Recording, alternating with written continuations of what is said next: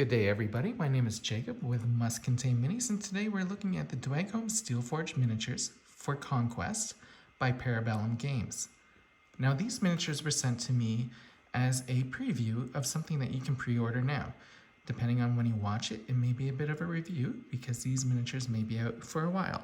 My favorite part of the hobby is putting together miniatures. I did run into some problems when I'm making them.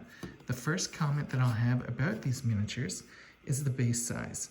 Now this goes with a lot of the Conquest miniatures. I kind of wish that they went with bigger bases overall for the game, but at the same time, the miniatures do look great, and they fit on there. It's just it would have been nice to have a little bit more room to put this other hand down on the base if I wanted to put all four together, kind of like is what is done in the instructions here. So you can see these guys, this guy with the fists, he has both of them down on the base. It'd be pretty hard for me to get that on this base. I might have been able to get it over here maybe, but I'm not so certain. Likewise, you can see that this first one that I pointed out, this guy, he is also in the instructions with his hands down. So it's a little different, but it still works out. And the pose is a little bit more dynamic because I do have the arms outstretched to go for their prey. This guy, I made both of his hands outstretched as if he were chasing someone. They do have a lot of ornamental features to them. You have the dwarven faces on the back. You have like these little organ pipes coming off of the steam equipment that he has to run him. He also has a little engine inside of him and these little shoulder pads. Now the most difficult part of this build was these arms.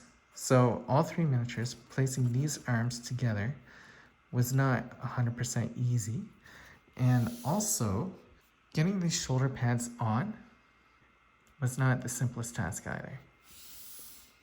These miniatures look pretty good, and they can be used in two different games. They can be used for Conquest First Blood or Conquest Last Argument of Kings. I do have some comments on their instructions though, so I'm just going to show a little bit here. So they have you first put together the legs, that's no big deal, and then they suggest that you glue the back of the body to those legs. Now if you're using CA glue, maybe it'll dry quicker than the plastic cement that I'm using, but I actually found it worked better if I put this body piece together with that body piece and then glued the legs to the two together. So once I did that, I found the other ones went much faster, but for the first one where I was doing it by these directions, I struggled a bit. But again, it might matter which glue you use because I was using plastic cement, which takes a little longer to set. The next thing that I want to mention about the instructions was these arms. The instructions are valid, but these arms, they're kind of difficult to put together because they're so long and gangly. So you take a look here. So you can see how long those arms are. So if you're not using glue that sets quickly, you're going to have to hold it there for a while or prop it up.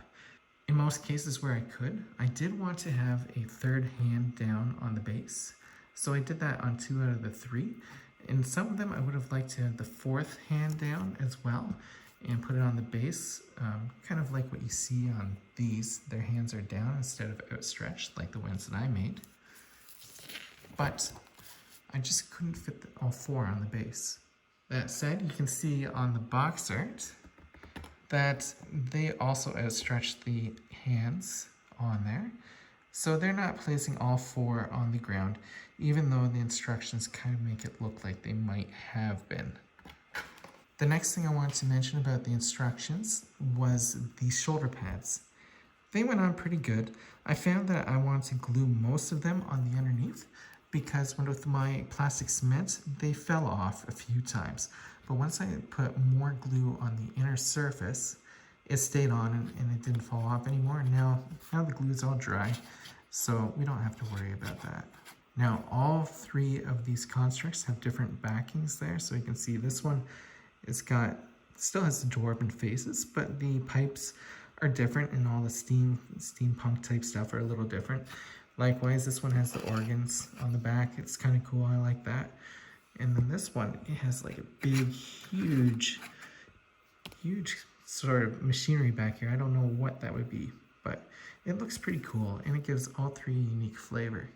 In terms of build time, these didn't take much time at all. It took me maybe an hour or two to build these miniatures, but I was actually cleaning the plastic pieces off with a scalpel just to get all of the plastic connections from the sprue off, so it looks much nicer when it's built and constructed.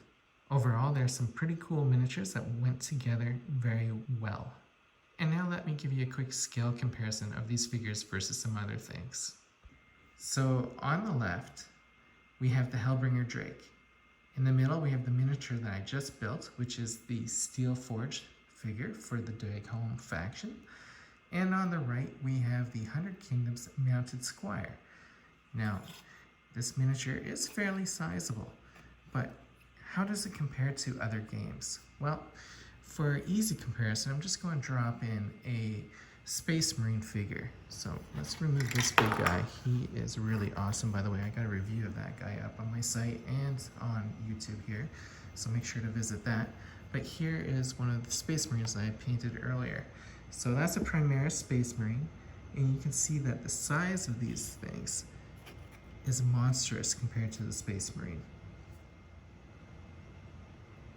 Now, I do play multiple game sets, and I will say that for most of the Conquest miniatures, such as these mounted knights, you might not be able to cross-populate into other systems if you're playing at 28mm scale. These figures are certainly bigger. That said, something nice about these constructs is that if you are the type of person that is playing something like Frostgrave or other games in addition to Conquest, these miniatures might be an interesting way to get some constructs into your Frostgrave battlefields. Special thanks goes out to Para Bellum Games for sending me these miniatures. If you like what you see and want to get your hands on these figures, there are links in the description below. Any of the links that denote the word affiliate do earn me a small commission at no extra cost to you, so it's a way to help out this channel while getting yourself something that you like. Thanks for watching, and until next time, happy gaming, everyone.